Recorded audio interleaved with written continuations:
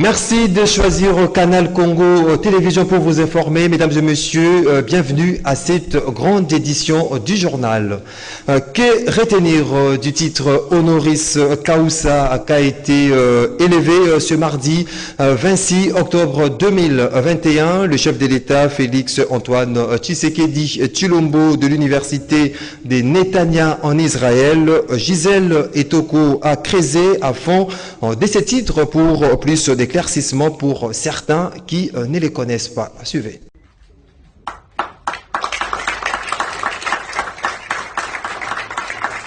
C'est pour son engagement en faveur de la paix que le chef de l'État Félix Antoine Tshisekedi a été fait docteur honoris causa à l'université Netanya de Tel Aviv en Israël. En croire cette université, le président de la République démocratique du Congo est inscrit dans la grande lignée des défenseurs de la paix, de la démocratie, des droits de l'homme et du développement de l'Afrique. En effet, cette distinction honorifique est la plus haute qui est accordée par une université pour reconnaître la compétence et l'excellence des personnalités nationales ou internationales dans les principaux domaines de l'activité humaine, scientifique ou littéraire, culturelle ou sociale, politique et économique, administratif ou financier. Elle peut également être décernée à des personnes qui ont apporté à quelque titre que ce soit une contribution insigne au développement de l'université et de ses écoles affiliées. Respectueuse du caractère de ces titres qui soulignent publiquement et solennellement les réalisations d'un homme ou une femme dont l'autorité et le prestige sont déjà reconnus, l'université choisit avec le plus grand soin ses docteurs honoris causa. Dans la règle générale, il faut le dire, la remise des doctorats honoris causa s'est faite au cours de la collation des grades. Il arrive que les doctorats soient remis à des personnalités qui visitent et à qui est conféré cet honneur. Sainte, une terre de bénédiction. Et pour moi, le fait de recevoir pour la première fois de ma vie une distinction pareille sur cette terre sainte est un signe du destin, un signe du ciel, un signe divin, qui montre que le Congo, la République démocratique du Congo, pays que je dirige depuis peu, est engagé vraiment sur la voie du destin de Dieu. Notez que c'est pour une visite officielle de 5 jours que le chef de l'État, Félix Antoine Tshisekedi Tshilombo, séjourne à Jérusalem, accompagné de la première dame, Denise Nyakero.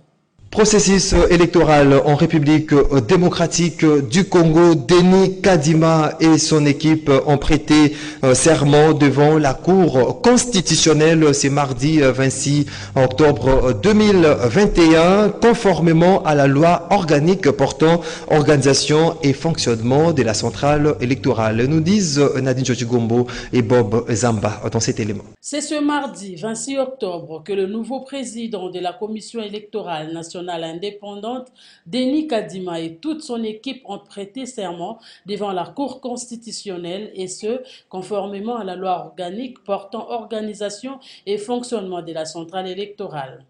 Dans leur serment, devant les membres de la Cour, le Premier ministre Samalou Kondé, le président du Sénat, les bureaux sortants de la CENI et plusieurs autres personnalités du pays, les nouveaux sociétaires de la centrale électorale jurent de respecter la Constitution et la loi du pays, de remplir loyalement leurs fonctions et de garder le secret de délibération de vote pendant et après l'exercice de leurs fonctions à la centrale électorale. À en croire quelques participants à cette cérémonie, le train du processus électoral est donc déjà en marche. Donc, ce qui s'est passé aujourd'hui, c'est la confirmation que les choses ont réellement changé dans la bonne voie.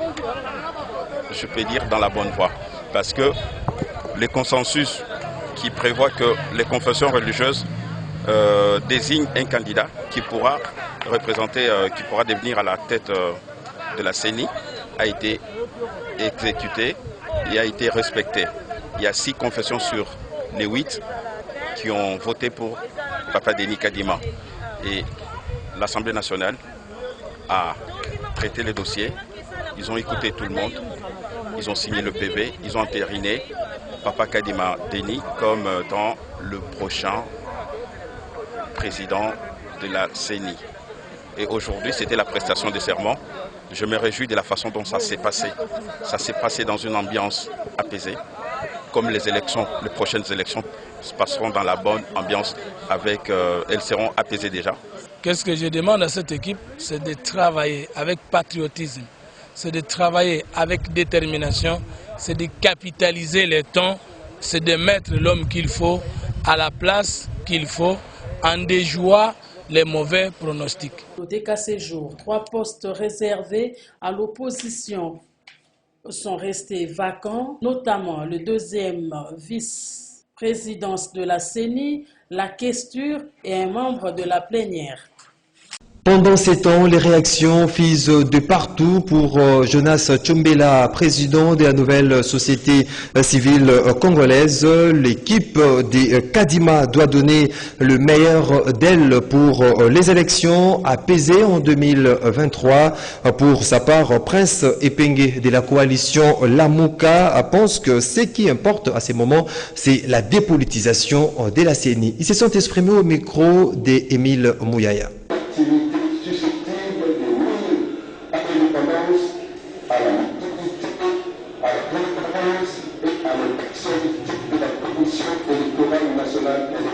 La prestation de serment pour le nouveau membre de la CENI devant la Cour constitutionnelle est un motif de satisfaction pour le peuple congolais qui aura les élections dans le délai constitutionnel, a déclaré Jonas Tchombela, coordonnateur de la nouvelle société civile congolaise. Moi, j'ai le sentiment de m'attendre à des élections justes, démocratiques, inclusives, des élections avec moins de contestations, aux résultats acceptables par tous, des élections qui vont donner des dirigeants de bonne qualité, pour une gouvernance de bonne qualité, des élections qui vont nous aider à quitter l'orbite du sous-développement vers le développement. Voilà, autant de sentiments qui me passent dans la tête, mais l'obtention de tout ce qui me passe dans la tête n'est même pas liée à moi-même, elle est liée à tous ces acteurs qui seront en place, notamment les animateurs de la CENI et ceux qui seront en compétition électorale dans les jours à venir. De son côté, Prince Epenge, communicateur de la coalition Lamuka, ne voit pas les choses de la même manière. Pour lui, la prestation de serment des nouveaux membres de la CENI devant la Cour constitutionnelle est un non-événement. Ce qui importe, c'est la dépolitisation de la CENI. Bien, c'est un non-événement. Kadima a été nommé en violation de toutes les lois du pays, des règlements et à tous les niveaux. Et pour Lamuka, pour ADD Congo, pour Prince Epenge, il faut que la loi organique sur la CENI soit révisée et corrigée. Et Félix est en train de préparer un chaos en 2023 et personne ne va laisser à Félix les droits ou le pouvoir de casser la maison Congo qui est notre maison commune. Et vous avez vu qu'un front patriotique a été créé. Ce n'est pas une plateforme politique ni une plateforme électorale. L'église catholique, l'église ECC, Lamuka, Lucha, Echa, même le FCC est arrivé, ensemble de Moïse Katumbi, pour mener des actions de terrain seulement, au fin de dépolitiser la CENI et que chacun se prépare pour les élections à son coin. Nous, à ce qui nous concerne, nous prenons rendez-vous avec le peuple dans la rue. La semaine prochaine, il y aura des marches dans tous les pays pour exiger le départ de Kadima, mais aussi la révision de la loi organique sur la CENI.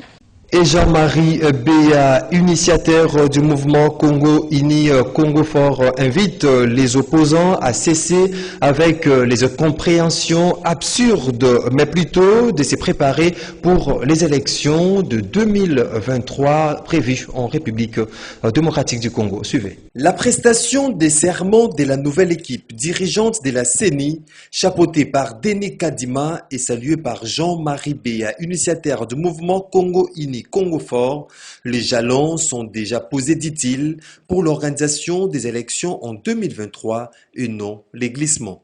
Vous savez, nous sommes dans une démocratie. Il est tout à fait naturel qu'il y ait des contestations. Mais là où ça ne rentre pas dans les cadres de la démocratie, c'est quand tout le condiment reflétant la démocratie, c'est-à-dire les choix, la commission, les choix de l'Église, qui ont procédé par vote c'est-à-dire quand il n'y a pas consensus, alors il passe au vote, et qu'il y a un candidat qui a émergé d'une façon vraiment valable, et que le président a entériné la personne Kadima, qui a été au préalable sortie de la commission des églises et passée par l'Assemblée nationale. Donc, et aujourd'hui, il y a contestation et les gens continuent à contester. Alors là, ça ne rentre plus dans les cadres démocratiques parce que les enjeux démocratiques se sont bien joués avant et que cette personne a été désignée. La population a accueilli avec enthousiasme cette décision. La décision qui ne vient pas du président parce que le président ne choisit pas un candidat. Le président est là pour entériner les candidats. Donc il y a les mots même, les vocabulaires même définis sont les devoirs du président. Alors aujourd'hui que M. Kadima passera peut-être en prestation de serment, nous ne pouvons que féliciter cette action de notre pays en disant que finalement la RDC redémarre, finalement la RDC est dans la marche. Il y aura bien vote, il y aura bien élection en 2023 et on espère des élections apaisées. Aujourd'hui, ceux qui sont en retard pour armer des machines afin d'y aller aux élections, ce sont eux qui se mettent derrière le peuple. Jadis, des régimes contestés, jadis des régimes qui ont dirigé à 18 ans, même 20 ans, qui ont mis notre pays à genoux. Donc on passe de l'incompréhensif à l'absurdité et de l'absurdité au ridicule. C'est ridicule tout ça, de voir que des hommes soi-disant politiques, ils sont là que pour les pouvoirs pour les pouvoirs. Rendons-nous à présent à l'Assemblée nationale où les élus nationaux ont jugé recevable le projet de loi relative à l'aménagement du territoire en République démocratique du Congo. C'est après sa présentation et sa réplique aux préoccupations soulevées par les députés par le ministre de l'aménagement du territoire Guy Luando. Plus ample détail dans ces reportages d'Edi Kabia. C'est une réplique aux préoccupations soulevées par les députés nationaux lors de la présentation du projet de loi relatif à l'aménagement du territoire en République démocratique du Congo. Pour les ministres sectoriels, ce projet de loi permet la réalisation de la vision du territoire de la République démocratique du Congo telle qu'elle est définie dans la politique nationale d'aménagement du territoire. Elle préconise que le territoire national sera structuré par un ensemble équitable et solidaire des liens forts réunis en grands ensembles régionaux ordonnés dans une armature urbaine étoffée et reliée par des réseaux d'axes et des corridors de développement performants pour assurer l'intégration nationale et internationale ainsi que la compétitivité de l'économie nationale. Un territoire où les interventions sectorielles de développement tant au niveau central que provincial de l'État sont menées en harmonie. Les droits des besoins des populations sont pris en compte dans toutes les opérations d'aménagement et d'mise en valeur et exécutées dans le respect des écosystèmes en général et des ressources forestières en particulier. La parole pour intervenir en ce qui concerne cette loi, c'est parce que c'est une loi très importante. Comme les collègues députés sont en train de dire autour de rôle, en tout cas, il n'y a pas un pays qui se développe bien sans avoir une planification spatiale et un aménagement de territoire. Et cette loi permet que désormais on puisse avoir chez nous aussi quand même quelque chose, un élément, un instrument qui peut orienter les gens en ce qui concerne le zonage, en ce qui concerne l'utilisation, l'affectation du terrain. On sache où est-ce qu'il faut faire l'agriculture, où est-ce qu'il y a des activités forestières, où est-ce que c'est prévu pour les mines, où est-ce que c'est prévu pour l'hydrocarbure, ainsi de suite. Donc, c'est vraiment quelque chose de très important. Pour demander au ministre, parce qu'il veut réglementer son secteur, qui est resté pendant longtemps dans le flou, dans le désordre total. Je lui ai révélé des situations qui se passent notamment dans la province du sud du Bangui où les gens ont hérité des compagnies sous label de la réalisation. Il y a d'autres qui ont pris des forêts illégalement et la population environnante est restée extrêmement pauvre. Par ailleurs, les besoins de l'exploitation industrielle des ressources naturelles, des forêts et des mines et des hydrocarbures spécialement s'est fait sentir de plus en plus pour donner au pays les moyens financiers de sa politique. Mais face aux engagements internationaux du pays dans les processus de la lutte contre les changements climatiques en général et les réchauffements climatiques en particulier, l'exploitation de ces différentes ressources doit être contrôlée et guidée par des outils de planification spatiale afin de garder un couvert forestier nécessaire à l'équilibre climatique au bénéfice de l'humanité. Les laïcs catholiques réunis au sein de CalCC et Milapo ont tenu un point de presse ce mardi 26 octobre 2021 où ils ont dénoncé les maux qui gangrènent la République démocratique du Congo, caractérisés par les problèmes liés à la scolarisation, celui d'IRAM, y compris l'investiture de membres de la Commission électorale nationale indépendante CENI. C'était en la salle de conférence des CEPAS à Gombe. Nancy Leka nous en parle. Faisant suite à notre déclaration commune du 24 octobre 2021, consacrant la synergie de tous nos mouvements respectifs pour sauver la patrie, nous, force synergie de tous nos mouvements respectifs, nous, forces sociales et politiques de la nation, nous avons invité à ces points de presse. En aucun moment et d'aucune manière, l'ordonnance de nomination de quelques membres de la CENI ne constituera un acquis démocratique. Par conséquent, il ne saurait être accepté. Il est clair que la scolarité des enfants et la prise en charge des enseignants, la persistance des massacres et tueries dans la partie est de notre pays, la problématique de la suppression totale du RAM et tant d'autres questions qui constituent les aspirations et les ententes des souverains primaires congolais sont les cadets des soucis du pouvoir dont les décisions répondent davantage à une volonté d'usurpation des droits fondamentaux du peuple congolais. Point n'est besoin de rappeler en ces lieux que les valeurs éthiques sous-tendent le respect des règles de jeu établies, à l'espèce nos lois. Les pères des églises catholiques et protestantes l'ont souligné à plus d'un titre. Comme annoncé, nous demandons aux Congolais et Congolaises, à travers les 4 coins du pays, à nous rejoindre ce samedi 6 novembre 2021 pour notre grande marche populaire afin de sauver notre souveraineté constitutionnellement garantie.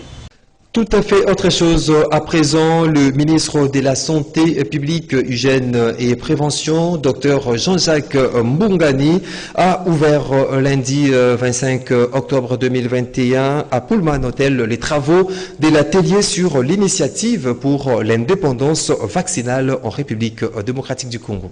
Le ministre de la Santé publique, Hygiène et Prévention, Dr Jean-Jacques Mbungani, accompagné de la vice-ministre Véronique Kulumba, a lancé lundi 25 octobre 2021 à Pullman Hotel de Kinshasa les travaux de l'atelier de planification stratégique d'acquisition des vaccins et l'introduction de la République démocratique du Congo à l'initiative pour l'autonomie en matière de vaccins.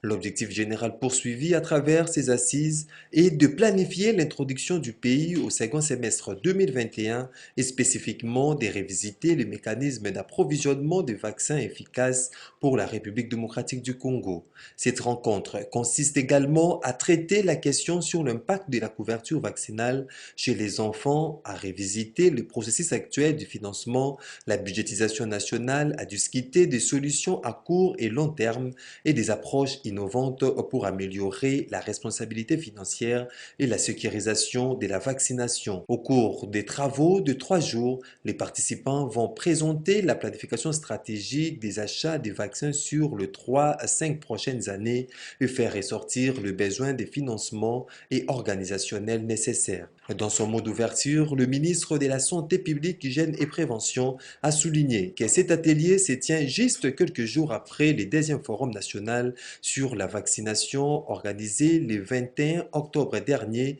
sous le haut patronage du président de la République. À cette occasion, paraphrase-t-il, le chef de l'État avait mentionné à juste titre les avancées nobles enregistrées en République démocratique du Congo dans les secteurs de la vaccination depuis des années, tout en donnant des indications précises sur son ambition de faire de la RDC un leader, une référence africaine de la couverture vaccinale.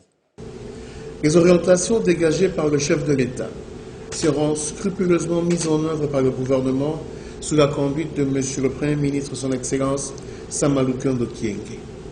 Ces instructions portent entre autres sur le respect de nos obligations en termes de financement de l'achat des vaccins tel qu'arrêté dans notre budget et convenu avec nos partenaires de développement. L'ambition légitime affichée par le chef de l'État exigera forcément de 1. La disponibilité de vaccins de qualité dans le délai en tenant compte du caractère continental de notre pays, de la flexibilité quant à l'introduction de nouveaux vaccins par la mise en place des mécanismes rapides et efficaces. Ont pris part à cette cérémonie les experts du gouvernement de la République démocratique du Congo, notamment ceux du ministère du Budget, des Finances et de la Santé, ainsi que des différents partenaires.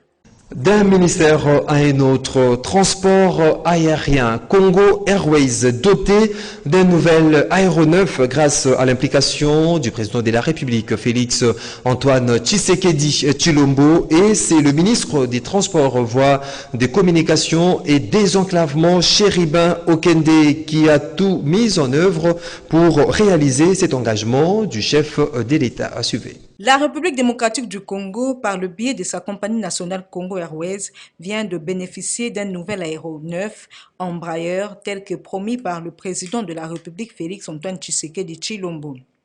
Le ministre des Transports, Voies de Communication et de Désenclavement, Chéribin Okende, qui a tout mis en œuvre pour réaliser cet engagement pris par le chef de l'État, a annoncé l'arrivée de cet appareil à Kinshasa dans les semaines qui suivent. Déjà, le 14 novembre prochain, une dernière inspection générale de l'appareil est prévue pour s'assurer de la qualité de cet Embraer avant sa livraison. La présence des Embraer chez nous, en compagnie de Congo Airways.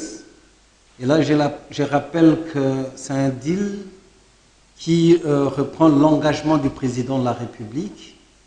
Il vous souviendra, mesdames et messieurs, que le chef de l'État avait annoncé solennellement la réception de ces avions à travers cet accord avec Embraer le 8 décembre de l'année 2020, en promettant au peuple congolais qu'avant décembre 2021, nous amorcerons la réception de ces avions. Donc je salue la présence d'Embraer, je salue aussi les initiatives que prend Congo Airways pour que nous tous, nous puissions nous arrimer dans le sens de faire respecter cette promesse du chef de l'État. Je vois l'état d'avancement du dossier et là je vais absolument approcher mon collègue des finances pour que des interactions nécessaires soient faites afin que l'engagement du président de la République soit respecté. Notez que la livraison de ce nouvel aéronef est le fruit de la coopération entre Congo Airways et la firme brésilienne Embraer, signée en décembre 2020. Le ministre des Transports, Voies de Communication et de Désenclavement promet de prendre toutes les dispositions pour que cette livraison se fasse en toute quiétude. Dans le même chapitre, sachez que Congo Airways, à travers son directeur général ad interim, a tenu ce mardi 26 octobre 2021 un point de presse au cours duquel il a relevé les avancées significatives réalisées pendant ces 100 jours à la tête de cette entreprise de transport aérien. Nancy Leka était là pour le compte de votre rédaction. Après avoir totalisé 100 jours à la tête de la compagnie de transport aérien Congo Airways, le DGAI Pascal Kassongo Mwema a brossé au cours d'un point de presse l'état des lieux de cette entreprise tout en révélant ses premières réalisations dans l'actif de la nouvelle équipe dirigeante. Donc le plaisir de voyager vient avec le fait de pouvoir encadrer le passager et lui donner un service adéquat. Donc tout cela, nous réitérons cet engagement de pouvoir garder ce slogan, le plaisir de voyager, mais il y a un travail qui doit être fait. Et ce travail va de pair avec ce nouvel esprit d'entreprise, en fait, qu'il faut implémenter, qui prend du temps. Vous savez, le changement, c'est quelque chose qui n'est pas facile. Il y a un problème personnel, il y a un problème culturel, il y a beaucoup de paramètres qui font que le changement n'est pas toujours aisé.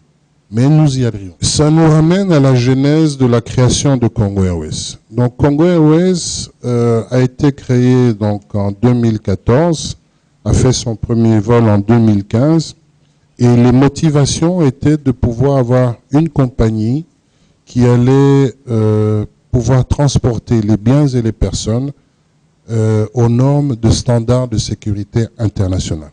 La deuxième motivation était de pouvoir faire en sorte que les gens puissent se déplacer dans des tarifs abordables. Une troisième motivation, c'était de pouvoir avoir qu'il y ait un désenclavement. Vous savez, on a un pays continent. Donc, des fois, par moment, il y a certains endroits qui ne sont pas nécessairement accessibles. Alors, cette mission-là, je peux dire qu'en 2021, nous avons accompagné cette mission nous confiée. Est-ce que nous transportons les gens en toute sécurité? La certification IOSA en est la preuve. Visiblement, la nouvelle équipe dirigeante de Congo Airways est déterminée à améliorer les conditions socio-professionnelles des agents. Sous la présidence du docteur Modia, il s'est tenu lundi la réunion préparatoire de haut niveau pour la célébration du 40e anniversaire des Souchak Institute of History. Autre détail avec Georges Lubengue. Avec le vœu de l'homme que vous connaissez, l'homme de la paix, j'ai cité le révérend docteur Moon, d'heureuse mémoire. Chacun de nous fait un peu ce que lui a fait sur la terre, parce que c'est lui le président de la Fédération universelle. Chacun de nous dans son coin fait quelque chose qui ressemble à ce que lui il a fait en grand. Il était question au cours de cette réunion préparatoire de haut niveau pour la célébration du 40e anniversaire de l'Institut international Souchak d'histoire, de la mise en place du groupe d'experts pour la paix en Afrique centrale, du lancement du Fonds de solidarité pour la paix, aussi de l'annonce de lauréats pour le prix Global Leader Peace et White. Occasion pour le docteur Modia de Clinique des Anges qui a plusieurs fois reçu les titres d'ambassadeur pour la paix durable de l'ancien appel d'amour, d'unité et de paix. Donc nous devons, nous, aujourd'hui, apprendre à vivre les uns pour les autres. Quand on vit pour les autres, on les aime, on ne les détruit pas, on fait tout ce qui est bon pour qu'eux aussi vivent. Voilà, donc c'est une grande journée et ce sont des choses qui ne m'étonnent pas, mais parce que vous avez appris que j'ai déjà été comme ça plusieurs fois reçu des titres pour la paix, comme ambassadeur humanitaire pour la paix durable. On m'a dit que je suis Global Leader. Et je me suis dit, mais maintenant là c'est une grosse responsabilité qui vient de nouveau s'ajouter sur nos épaules. Mais moi je n'ai pas peur. Parce qu'ensemble, avec tous les autres ambassadeurs, avec toutes les autres personnalités et prises de paix, avec tous les Congolais et toute la terre entière, parce que c'est la terre qui est en feu, en sang aujourd'hui. On peut éteindre le feu aujourd'hui si on laisse les autres s'entretuer, eh bien, ça ne vaut pas la peine. Des messages appelant à bannir le tribalisme pour l'amour du prochain ont été lancés par les participantes membres de la Fédération des femmes pour la paix universelle. Quand il y a la paix, on aime tout le monde. Quand il y a la paix, on mange avec tout le monde, on considère tout le monde comme son frère. Alors c'est seulement quand il n'y a pas la paix qu'on commence à faire des petites divisions entre nous. C'est ce qui qui fait qu'il n'y ait pas de l'amour entre nous. Nous sommes des actrices de la paix. Nous privilégions la paix. Quand il y a la paix, on ne parle pas de tribalisme. Quand tout le monde s'aime, tout le monde se considère comme Congolais et Congolaises, comme a dit l'ambassadrice de la paix, Madame Alphonsine, on n'a pas besoin de savoir vous êtes de quelle province ou vous êtes de quelle tribu.